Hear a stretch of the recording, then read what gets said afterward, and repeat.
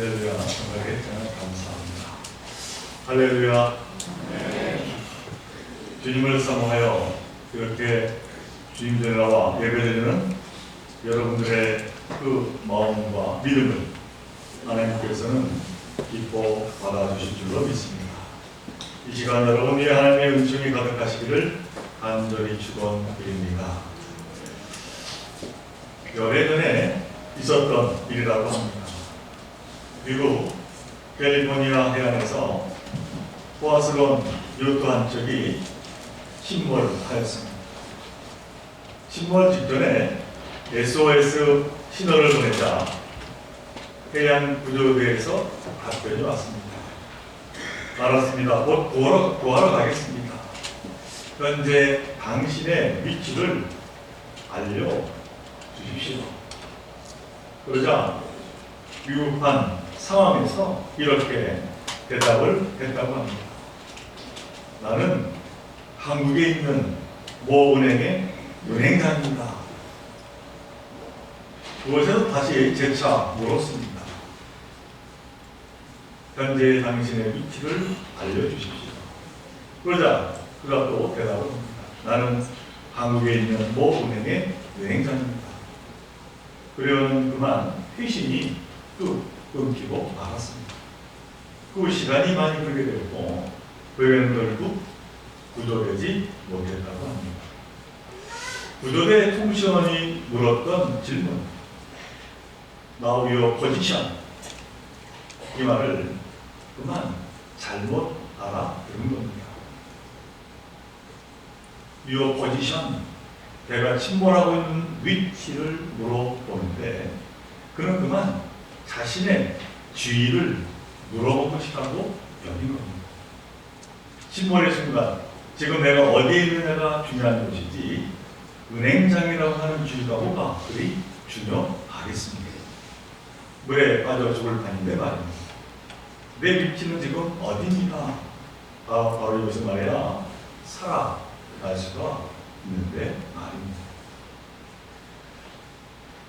이 비유는 사실 저와 여러분들에게 주어지는 삶의 상황이라고 말씀드릴 수 있습니다.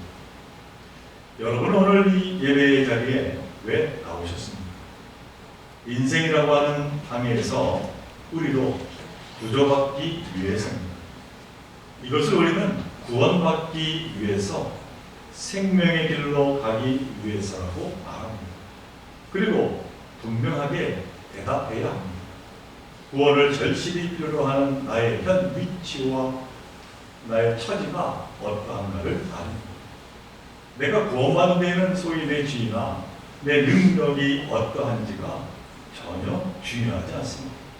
지금 내 형편과 처지를 하나님께 온전히 내어놓고 한 걸음 더 하나님께 나아가야 합니다.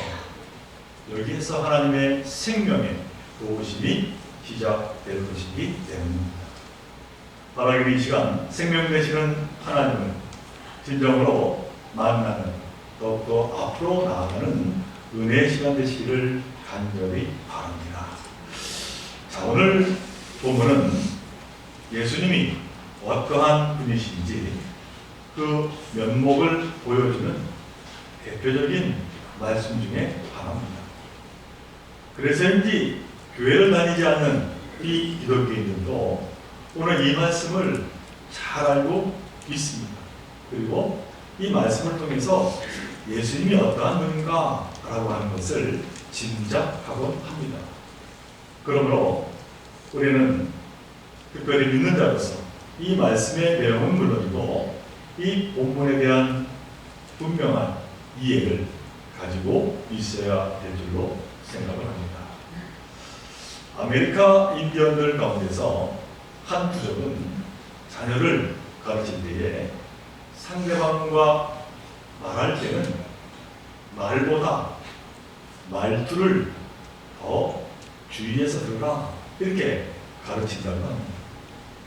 이는 아무리 그럴듯한 말을 한다고 할지라도 말투가 하는 그 말과 거리가 있다면 그 말에서 신뢰를 느끼기는 어렵기 때문입니다. 행동이나 표정이 그리고 말투가 그 사람의 마음을 이미 충분히 드러낼 수 있으니 말입니다. 오늘 본문에서도 보면 예수님은 말이 아닌 행동으로 이야기하고 계심을 보게 됩니다.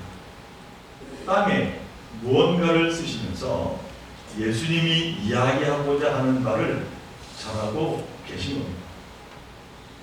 예수님은 과연 무엇을 쓰셨기에 바리새인과 율법학자들이 양심의 가책을 느껴서 어른으로 시작하여 젊은이까지 되돌아가게 되었을까요?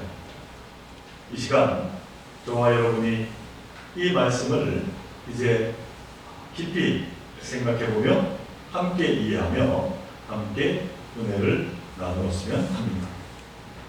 오늘 본문을 보니까 예수님이 많은 무리를 가르치고 있었습니다. 이때 바리새인과 율법학자들이 한 여자를 데리고 옵니다.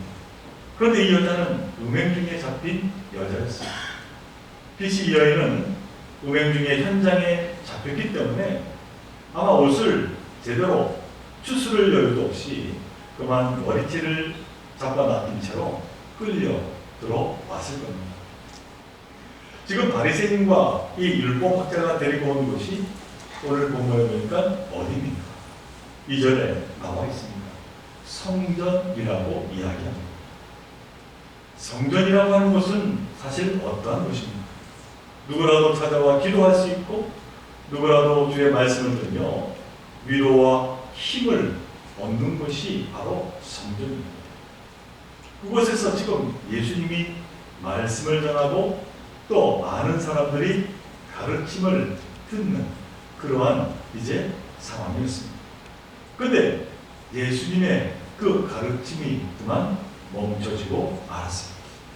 아나무인인 바리새인과 율법학자인 이 서기관들이 가늠하다가 현장에 잡힌 여자를 끌고 들어왔기 때문입니다. 오늘 본문 4절 그대를 보면은 여자가 가늠했다고 기록하고 있습니다. 그러니까 여자가 가해자인 것처럼 보입니다. 그런데 이 헬라어 원문을 보면은 가늠, 당하다 수동태로 표시되고 있음을 보게 됩니다. 그러니까 여자가 가늠한 것이 아니라 가늠을 당한 피해자다라고 하는 겁니다. 그러나 그런 것은 다 무시되고 이제 이 가늠당한 피해자를 성전 가운데 놓고서 예수님께 그들이 묻습니다. 모세는 율법에 이러한 여자를 돌로 치라 명하였거니와 선생은 어떻게 말하겠나이까? 예수님을 몰아세우는 이 바리새인과 율법학자들의 겉과 다른 속마음이 바로 읽혀집니다. 율법에 충실한 이 바리새인과 율법학자들 그들 마음에는 사실 이미 이 여인을 향해서 던질 수 있는 수많은 돌멩이를 그들의 마음에 품고서 던진 질문이었다라고 하는 겁니다. 그러나 하나님의 성전은 누군가에게 안가품하고자 마음의 돌멩이를 쌓아가는 것이 결코 아닙니다. 세상을 살면서 누군가를 향한 미움과 징후로 날카롭게 나를 세우며 살았다 할지라도 성전에 들어올 때 하나님 앞에 설 때는 이 마음에 이 돌멩이를 내려 놓아야 하는 겁니다. 마음에 끓어오르는 미움과 다툼을 내려놓고 들어서야 하는 것, 곧 하나님이 계시는 성전이다라고 하는 겁니다. 그런데 이 바리새인과 율법자의 모습에서 보듯이 그들이 신봉하고 있는 그 율법은 사람의 마음을 다스리는 그러한 기능은 갖고 있지 못했습니다. 단지 율법은 어떤 행동을 했느냐 안 했느냐 라고 하는 그 결과에만 중점을 두고 있었습니다. 한마디로 이 율법은 인간의 마음속 깊은 것을 살피는 데는 한계를 보여주고 있음을 오늘 본문은 말합니다. 그래서 이제 이 바리새인과 율법학자에게는 그러한 다스리는 마음을 찾을 수가 없었습니다. 오히려 예수님을 시험하여서 고발할 꼬투리를 잡고 있었습니다. 오늘 본문 6절에서 그 사실을 이렇게 설명하고 있습니다. 그들이 이렇게 말하는 고발할 조건을 얻고자 하여 예수를 시험함이로라. 바리새인과 율법학자들이 쳐놓은 그 덫은 어느 것을 대답해도 모두가 걸려들 수밖에 없는 참으로 완벽한 덫으로 보였습니다.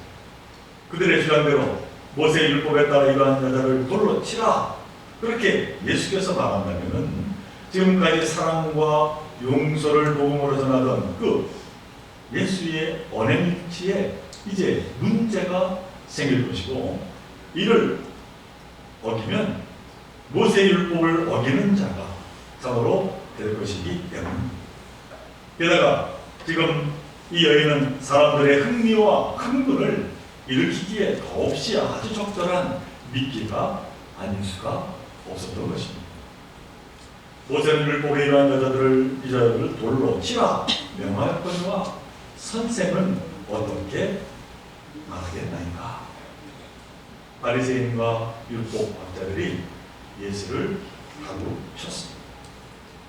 자, 그런데 예수님은 바로 즉답을 하지 않으시고 의외의 행동을 보이십니다. 바리새인과 그들의 질문에 대해서 전혀 대답하지 않으시며 몸을 굽혀 손가락으로 땅에 무언가를 쓰신 것이었다. 이렇게 오늘 성경은 기록하고 있습니다. 사랑하는 종교 여러분, 상상의 날개를 한번 펴보시기 바랍니다. 여러분이 그 당시 그곳 예수님이 계신 그 상황 자리에 있었다고 한다면 어떠한 행동을 하시겠습니까? 그리고 예수님처럼 따라 하신다면 땅에 무엇이라고 쓰시겠습니까? 아무 생각 없이 그냥 쓰는 척만 하시겠습니까? 아니면 정말 무언가를 쓰시겠습니까? 만일 무언가를 쓰게 된다면 무엇라고 쓰시겠습니까? 그러므로 어찌 보면 여러 가지 생각을 우리에게 이제 갖게 하는 그러한 상황이 아닐 수가 없습니다. 자, 그런데 구약 예레미야서 17장 13절에 보면 이러한 말씀이 기록이 되고 있습니다. 이스라엘의 소망이신 여호와여, 무릇 주를 버리는 자는 다 수치를 당할 것이라. 무릇 여호와를 떠나는 자는 흙에 기록이 되오리니 이는 생수의 근원이신 여호와를 버림이니라 하는 말씀입니다. 이를 현대어로 된 새 번역으로 제가 다시 한번 읽어드립니다. 주님, 이스라엘의 희망은 주님이십니다. 주님을 버리는 사람마다 수치를 당하고 주님에게서 떠나간 사람마다 생수의 근원이신 주님을 버리고 떠나간 것입니다. 그들은 땅바닥에 쓴 이름처럼 지워지고 말 것입니다. 이 말씀이 오늘 우리가 갖게 된 물음, 곧 예수님이 무엇을 쓰실까? 이에 대한 대답의 실마리를 제공하고 있습니다. 그러니까 그 자리에 있는 이 바리새인과 율법 학자들이 예언자인 이 예레미야의 이 말씀을 알고 있었다면 분명 예수님이 땅에 무엇인가를 쓰는 그 모습에서, 그 행동에서 소스라치게 놀라게 되었으리라 라고 하는 것입니다. 무릇 여호와를 떠나는 자는 흙에 쓴 이름처럼 지워지게 되리라. 이 말씀이 자신들의 그 마음을 찌르는 비수가 되어서 그들을 흔들어 놓게 되었기 때문입니다.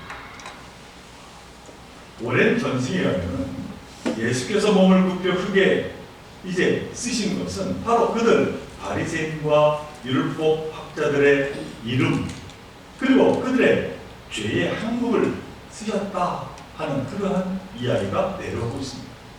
그러니까 생수의 근원이신 여호와를 버리는 행동을 한 그들의 그 모든 것을 말합니다.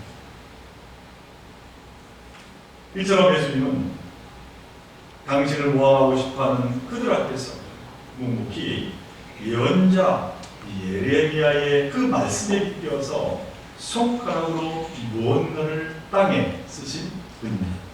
그런데 그 행동은 그들의 참으로 두려움을, 더 나아가 죄를 깨닫게 하는 행동이 되었다는 것입니다. 그들의 잘못을 하나하나 폭로시켰다는 것입니다.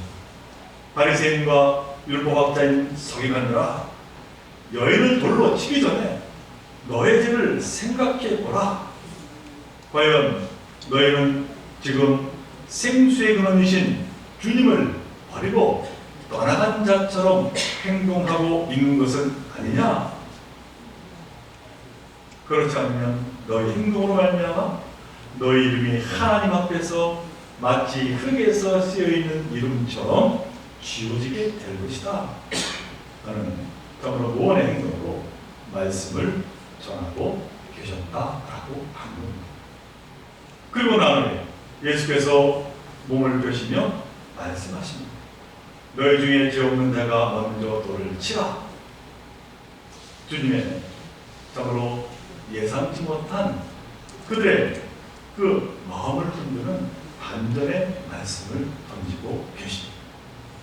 예수의 말씀은 그들을 당혹스럽게 했습니다. 자신들의 그 속의 마음을 들켜 참으로 그 양심의 찔림을 지울 수가 없게 되었다라고 하는 겁니다. 자, 그런데 우리는 여기에서 또 하나의 의문 앞에 서게 됩니다. 그렇게 말씀하시고 난 후에 예수님은 또다시 몸을 굽혀서 제차 땅에 무언가 글씨를 쓰셨다고 오늘 성경은 말씀하고 있기 때문입니다. 왜 예수님은 다시 반복해서 몸을 굽혀 손가락으로 땅에 무언가를 쓰시게 되었을까요? 왜 그렇겠습니까? 이에 대한 전승은 또 주석은 특별히 전에 내려오지 않습니다만 미루어 생각해 보는데 그 이유를 우리는 짐작해 볼 수가 있습니다. 이는 그곳에 있는 자들에게 스스로 정리할 수 있는 그 순간, 시간을 주기 위해 다시 그 땅에 무엇인가를 이제 배려하시며 쓰신 것이 아닐까라고 하는 겁니다. 순간 자신들이 서 있는 그곳이 다름 아닌 성전임을 깨닫게 하고, 그래서는 다시 자신들을 돌아보는 그 돌아봄의 시간을 예수께서는 그들에게 배려해 주셨다라고 하는 것입니다. 탈무드에 보면 자기 자신의 결점을 반성하고 있는 사람에게는 남의 결점을 보고 있을 틈이 없다 하는 교훈의 말씀이 있습니다. 그런데 이 말을 뒤집어 생각하면 남의 결점이나 들추어내며 심판하고 정죄하는 사람은 자기 자신의 결점을 돌아볼 시간을 갖지 못한다 라고 그렇게 또한 말할 수가 있는 겁니다. 그렇게 예수님은 이러한 인간의 참으로 잘못된 이기심을 일깨워 주셔야만 했습니다. 그래서는 보이신 그 땅에 글 쓰는 행동은 바리새인과 율법학자들의 그 양심을 파고들기 시작했다라고 한 겁니다. 그리고 결국에는 양심의 가책을 느낀 어른에서 시작하여서 젊은이까지 하나씩 그 자리를 피해 나가게 된 것입니다. 누구도 되돌릴 수 없는 참으로 흥분에 차 있었던 그러한 상황이었지만 예수님의 행동을 통한 그 생명의 말씀을 듣게 된 그들은 마음의 찔림을 받기 시작하였고, 제차 땅에 글을 쓰신 그 예수님의 행동을 그들이 바라보면서 마음속에 분노의 글을 내려놓고 자신의 죄된 마음을 돌이키며 그 현장을 떠나기 시작했다라고 하는 말씀입니다. 이제 바리새인과 율법학자들이 떠나버린 그 성전의 여자와 예수님만 남게 되었습니다. 지금 스스로 의롭다고 생각하던 자들은 더 이상 남아있지 않았습니다. 그러자 예수님이 그 여인을 향해서 말씀합니다. 여자여, 너를 고발하던 그들이 다 어디 있느냐? 너를 정죄하는 자가 없느냐? 나도 너를 정죄하지 아니하노니 가서 다시는 죄를 범하지 말라. 그리고는 그 여인을 제 갈 길로 돌려보내십니다. 예수님은 한번 제자들에게 참으로 너무나도 두려운 말씀을 하신 적이 있습니다. 마태복음 7장 2절의 말씀입니다. 너희가 비판하는 그 비판으로 너희가 비판을 받을 것이요 너희가 헤아리는 그 헤아림으로 너희가 헤아림을 받을 것입니다. 그러나 예수님은 그 누구도 정죄하지 않으시고 구원하시는 그리스도 구세주이십니다. 오늘 본문에서도 예수님은 끌려 들어온 한 가련한 여인을 구원해 주셨습니다. 그런데 오늘 말씀에 실은 정작 예수님께서 보여주는 그 구원의 역사는 그 자리에 있는 바리새인을 비롯하여서 스스로 의롭다라고 생각했던 율법학자들과 그것에 모인 그 모든 유대인들이었다라고 하는 사실입니다. 예수님은 하나님의 성전에서 하나님의 용서하심과 하나님의 긍휼하심을 그들 모두에게 보이시며 너희도 그렇게 살아라 말씀하고 계신 겁니다. 예수님은 마태복음 18장 21절로 22절에서 사랑하는 제자 베드로에게 이러한 자신의 말씀을 전하고 계십니다. 먼저 베드로가 예수께 여쭙습니다. 주여, 형제가 내게 죄를 범하면 몇 번이나 용서하여 주리까? 7번까지 하오리까? 하자 이렇게 예수님이 대답하십니다. 내게 이르노니 7번뿐 아니라 7번을 70번까지라도 할지니라. 참으로 저와 여러분들에게 주시는 은혜의 말씀이 아닐 수가 없습니다. 사랑하는 종교의 성도 여러분, 남을 용서한다라고 하는 것, 이런 다른 표현은 내가 하나님께로부터 용서함을 받았다고 하는 그 은혜에 대한 삶의 고백임을 언제나 잊지 마시기를 바랍니다. 그리고 나를 꽁꽁 올가매었던 원한, 분노, 참으로 여러 가지 그 힘든 그 모든 그 마음의 끈을 풀어 자유함을 얻게 하는 하늘의 은혜임을 우리는 기억해야 될 줄로 믿습니다. 그러니까 용서는 사실은 나를 살리고 그 다음에 남을 살리고 그리고 하나님께는 영광을 올려드리는 믿음의 온전한 모습임을 우리는 기억해야 될 줄로 믿습니다.